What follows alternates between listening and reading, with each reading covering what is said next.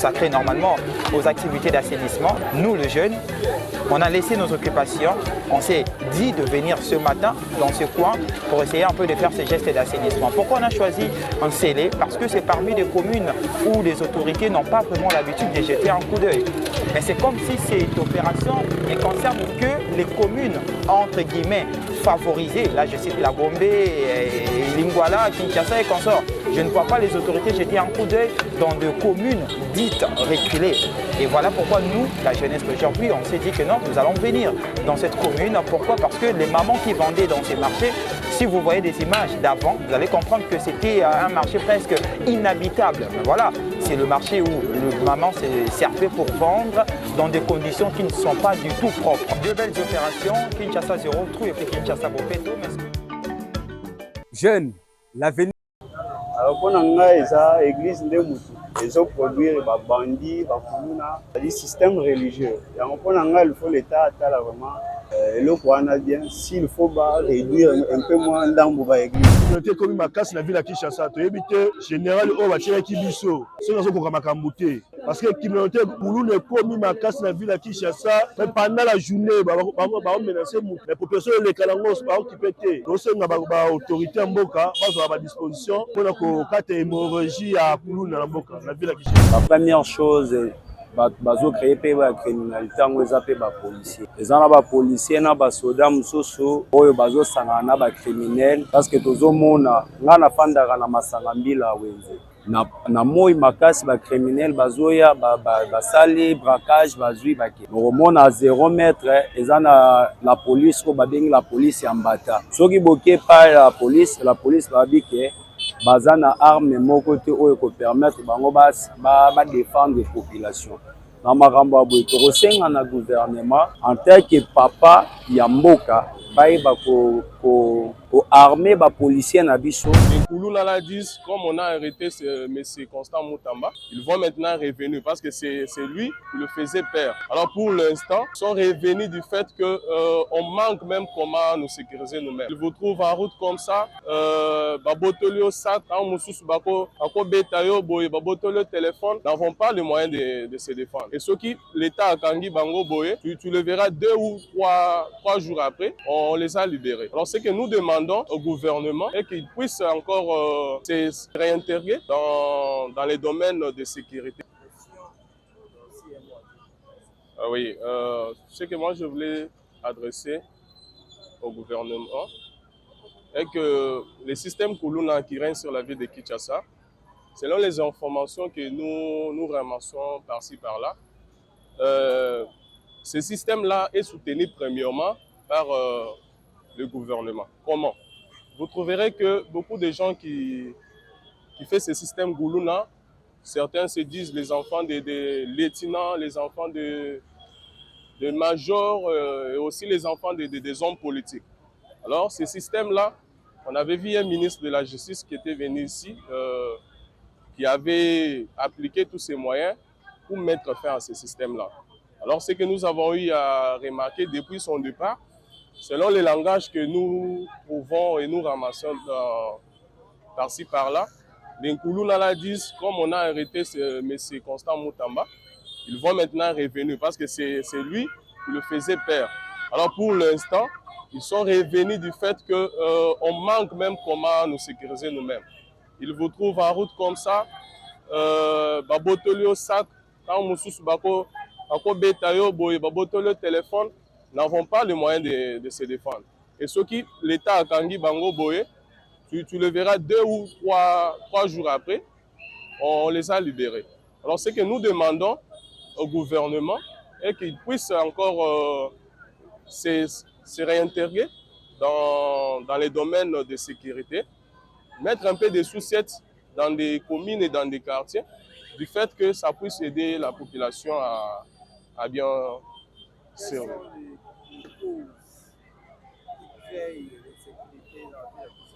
Oui, premièrement, première cause que j'ai remarqué, ce sont des parcelles familiales, là où il y a beaucoup de jeunes garçons qui se sont réunis là-bas, qui n'ont pas un travail à faire. Et aussi manquent le moyen à se débrouiller. Les gens qui ne se débrouillent pas, ils trouvent mieux d'aller arracher les biens des autres au lieu d'aller se débriller. Alors, deuxième cause aussi, c'est le manque aussi d'encadrement parental. Les parents n'ont pas bien encadré leurs enfants parce que nous, les autres ici, nous avons eu un peu un bon encadrement à la maison. On nous dit, non, quand tu n'as pas l'argent, il faut t'efforcer, chercher. C'est pourquoi vous nous voici là, en train de nous battre petit à petit, malgré que notre gouvernement n'est pas capable de créer des emplois. Et ce que nous avons eu aussi à savoir ou à connaître comme connaissance sur cela est que l'État n'a jamais eu beaucoup des emplois à donner au peuple. Vu que nous sommes plus de 100 millions, alors il y a des marchés pirates malgré qu'on les fait avec beaucoup de décadence. Aujourd'hui, on vous enlève, mais ces marchés nous aident aussi à bien payer les loyers, à bien survivre. Petit à petit, nous allons toujours arriver à nos rêves. Alors, ce que nous demandons, premièrement, ce sont surtout, comme ici dans la commune de Kinshasa où nous sommes, ce sont dans des parcelles familiales. S'il y a seulement un dégât dans la parcelle, il sort maintenant, il commence maintenant à se venger en route, à téléphone, il peut mettre de l'insécurité dans les quartiers, juste pour leur carte propre. Malheureusement non, parce que s'il y a beaucoup de l'insécurité dans la ville de Kinshasa, premièrement c'est la police. Souvent, quand on a eu aussi à grandir, on nous avait enseigné que la police est là pour sécuriser les peuples. Mais contrairement dit, ici en RDC, la police est là pour torturer les peuples. Ça veut dire qu'ils viennent non plus pour mettre de l'ordre, mais premièrement, ceux qui ont tué à Ozanakata Kobunda, ils viennent premièrement botole chombo na téléphone, torturer yo, kenna yo, boye, saluer au lieu de vous sécuriser. Et cela nous donne pas encore la confiance qu'on peut se retrouver comme ça, même à 22 h. Tu viens dans une fête de mariage ou une fête d'anniversaire, tu retournes comme ça, tu te croises avec la police, tu te sens en sécurité. Non, tu te sens moins en sécurité parce que le gars là, il y a un monde qui a un biloko aux place. Alors, l'insécurité est chez les Nkoulouna et chez la police. Nous n'avons pas la sécurité possible et qui peut nous rassurer que non, nous sommes un peuple qui est chez soi et qui se sent comme un peuple chez lui. Adresser un mot au gouvernement.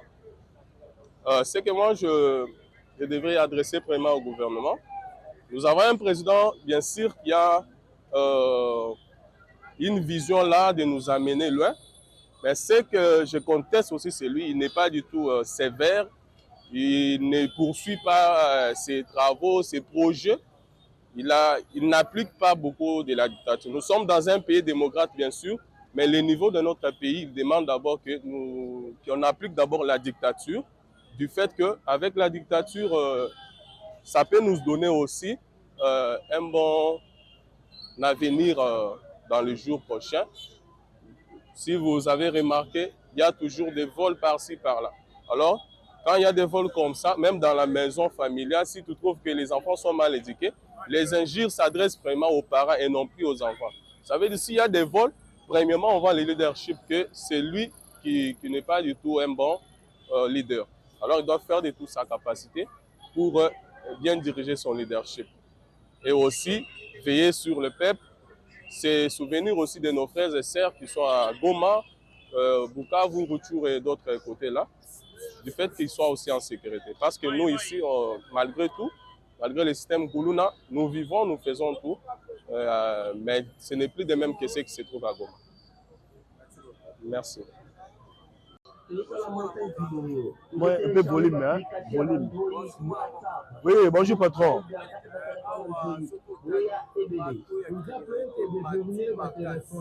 Oui, bien sûr. Bon, maloba ya koloba eza tellement ébélé parce que ngamoko vraiment victime ya kuluna ba agresseur qui ngai c'était le dimanche. Le dimanche vers 6 h abimaki sur l'avenue Wangata.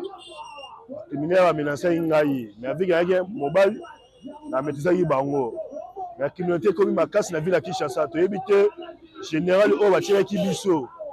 Ceux qui sont makambuté. Parce que la communauté Kouloune est commis ma casse la ville à Kinshasa, mais pendant la journée menacer mutu mais population les kalangos ba occupé té tosenga ba autorité mboka bazwa ba disposition pour ko kata hémorragie ya kuluna na mboka na ville ya Kinshasa.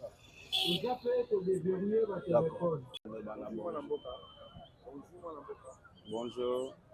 Moi, il va montrer par rapport à la situation où la criminalité est tellement macasse la ville à Kinshasa. Qui est moi qui a adressé le gouvernement où il y a par rapport à cette situation? Ah oui, par rapport à Marambezali à la criminalité, au biso Toroko, ce n'est pas le gouvernement. La première chose, bazo créer la criminalité, on les appelle les policiers. Les gens les policiers, les soldats, les oyo bazo sangana ba criminel parce que tozomona ngana fandaka na masanga mbila wenze na moi makasi ba criminel bazoya basali braquage bazui bakei nomona 0 mètre ezana la police ko babengi la police ya mbata soki boke pa la police babike bazana arme moko te oyo ko permettre bango ba défendre population na makambo boye tokosenga na gouvernement en tant que papa ya mboka bayeba ko armer ba policier na biso ba former pe ba policier na biso ba policier o baza incompétent ba tia bango à côté parce qu'il faut réforme pe esalema na la police parce que la plupart ya criminalité so otali na se otali ezana ba soda na ba policier oyo kaka soda azalaki personne non identifiée. Et pendant que biso tozana bakonzi bazo salelo te. La deuxième chose to kosenga na bakonzi ezali basala ba centre ba formation. Ba former ba jeunes, ba pe tango jeune aza formé ayebi métier naza sûreté que jeune ako sala o ezali ba criminalité. C'est manque à faire eza elo osala ezate c'est pour cela ba mipesi na ba biloko bongo. Et la troisième chose to kosenga na gouvernement batala ba izine ezo sala ba masanga makasi bazwa ba mesure pona ba izine ezo sala masanga makasi tozomona ba jeune bazomia ba whisky y a pas un moyen que gouvernement etali la marambwana ba whisky ba biloko makasi yango ezo sala ke ba criminalité emata ndemo muke tozaki nango ya koloba yangwana.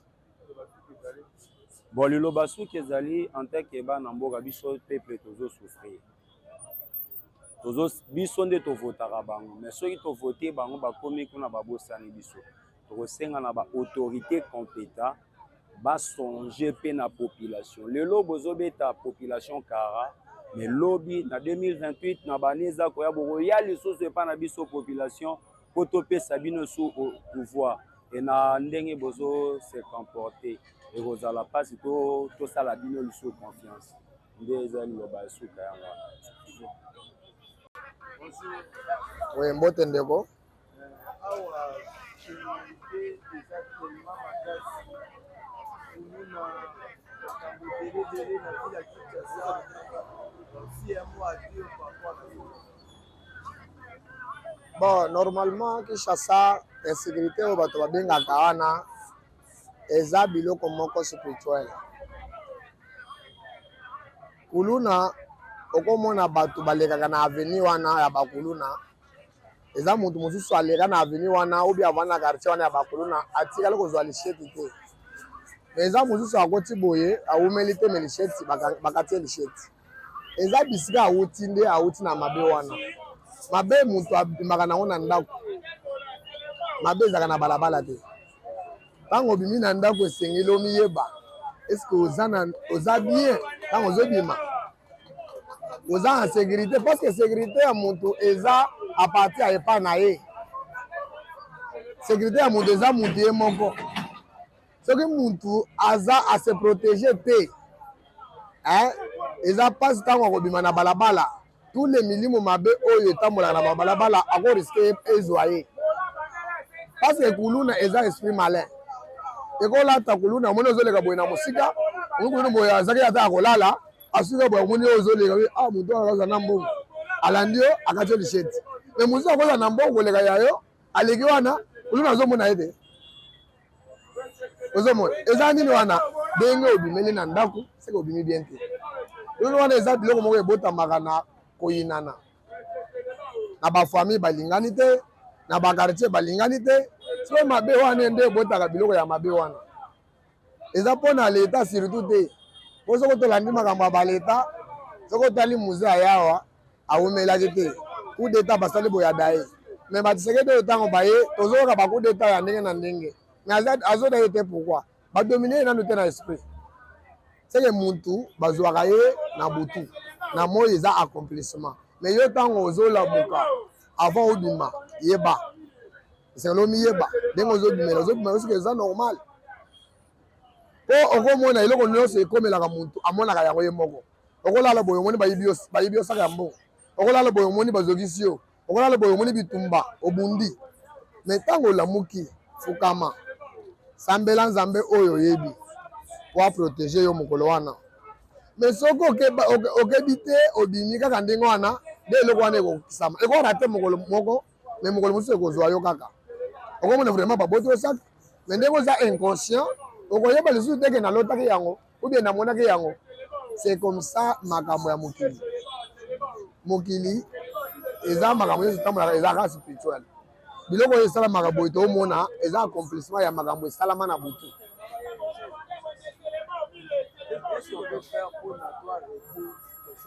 esengeli mutu amiyeba mutu ye moko ntango azotambola na nzela na ye amiyeba soki mutu amiyebi te toujours likama ekozala liboso na ye soki ozotambola omiyebi te ntango okobima boye bato nyonso bazoleka mais omoni mutuka elongwa kuna etuti yo kaka na mopanzi mais bato bazoleka na balabala wana otuti bango te seke accident wana obimi nango na ndako na yo ozomona seke mutuka wana eza mpe na problème te esprit oyo obimi nango na ndako na yo nde esimbi mutuka mpo accident wana esalama esprit oyo obimi nango na ndako nde esimbi kuluna mpo akati olisheti eloko oyo obimi nango na ndako na yo nde esimbi criminel mpo atake yo po soki obimi normal bato wana bakomona yo te bakobwakisa yo kaka ozomona toza na bato ebele ata na bamituka oyo bato ebele banda kokoma mutu batikala kosala accident te pourquoi mais mosusu aza kaka banda aza kaka accident lelo lobi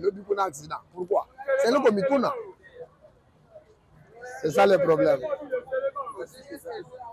bon loba soki eza ke yanga loba soki eza ke muntu nde amiyeba soki muntu amiyebi ekosala bien mais soki muntu amiyebi te tokobanda kolelalela kaka pasi na mboka pasi mais toomona bato bazotonga bato bakende liboso biso tobenga kaka pasi wana ti mokolo nini pasi muntu nde abongisaka mboka na ye okotali lelo na Congo soki muntu abwaki kopale oyebi soki elokota tia na poubelle akoyebi soki yo mutu akobongisa mboka mais mutu akobongisa mboka azanga nayo eza kutu leta te mpo leta baza bato ya bamanda mutu abeti 5 ans na ye 10 ans na ye alungu ete mosusu aye mais kolo mboka oyo azalaka éternel oyo bachangeaka te aza peuple batikala kochange ye te azalaka peuple esengeli nde azwa so ya mboka na ye bisika nyonso avandi mais soki oyebisi mutu ke sala boye ye mutu akobongisa yango soki tokoavance ndenge nini mboka tozokola mboka ebeba te mboka etikala kobeba te mboka ekolaka eza lokola mwana baboti ye lelo jama akobanda kolia fufu te eza lokola bamboka nyonso ozomona kobonga ya mboka ata moko te etikali kotelema boye mbala moko eza étape par étape seke mboka ntango bazalaki na ane moko boye babanda kosouffrir ntango bakomi na niveau moko na président moko boye bakomi na niveau moko boye seke mboka ezokola ndenge lelo tozalaki na bakasavubu tokomi na bamubutu tokomi na bakabila tokomi na batshisekedi si tokomi na baprésident mosusu mboka ezokola ozomona eza teke o mboka ekufi mboka ebebi non biloko nyonso wana eza ke kokola ya mboka eza bongo ntango mwana azokola eza na etape moko asimbaka banie eza etape moko boye mwana azotambola mutakala c'est ça mboka ezokola bongo toza na etape moko boye bete totambola nanu mutakala tomiyebi te ntango akoma na niveau moko boye awa naza mutakala ko seke na bana kolata bilamba seke mboka ezokola eza teke mboka o boyeboye mboka ya kongo eza nanu vierge nano basimba yango te ata koyeba bazoyeba wana eza teke bayibe eloko nini bayibi mboka eza vierge tozokola. Merci. Oui, bonjour. Ville à Kinshasa, il y a la il y a ma place. Il y a criminalité et mati. Il y a mati ma place. Par rapport à la situation où si vous pouvez délire, vous avez la même situation à Kuluna. Alors, vous pouvez le par rapport à bon, on a une situation de insécurité, la criminalité, nous sommes vraiment liés à l'aspect de parce que nous sommes na maela bomoto ezo simba te sotali nyonso na mboko esimba akate na aspect physique makambo nyonso ezo simba te alors nga nazomona ke eza na biloko ebele to négligé parce que kala ntango tozalaka kala makambo oyo ezalaka te mais ti makambo oyo ekomi nazomona ke non eza nde aspect religieux nde moto ezobota babiloko nyonso wana tali ba église nde ezobotaka babiloko nyonso wana ozomona bakuluna bana bango tu bazowutaka na église alors mpona ngai eza église nde motu ezoproduire babandi bakuluna tali système religieux yango mpona ngai il faut l'état atala vraiment eloko wana bien s'il faut ba réduire un peu moins ndambo ba église faut ba réduire nano ba église yango nde motu eza la base ya makambo nyonso ezosalema pasi souffrance ba criminel neti bananga tu wana bauta na ba église banani oyo auti komeka coup d'état récemment oyo aza pasteur ce sont des pasteurs nde bazoproduire to ya bakuluna na bacriminel na mboka oyo donc nde contribution na ngai yango il faut gouvernement azwa mesure ya kodimine ba église adimine ba église po bato bazwa quand même sens ya réflexion parce que nini église ezolongola bato na baraisonnement na kotravaille ezokomisa bato bafainéant alors il faut l'état atala aspect wana mpona komona un peu moyen ya kocontrôle bato bazongela makambo etali réflexion na spiritualité balongola makambo ya bareligion mpona ngai basuka loba ya suka ya ngai yango wana et puis batika kotelemela bato oyo bazoprône sur l'authenticité ya makambo oyo il faut ezonga na nzela soki moto alingi atelemela eloko oyo eza mabe batika koampeshaka bango parce que bango nde bakorévolutionne jeunesse ya lobi ngai liloba na ngai yango wana. Merci beaucoup.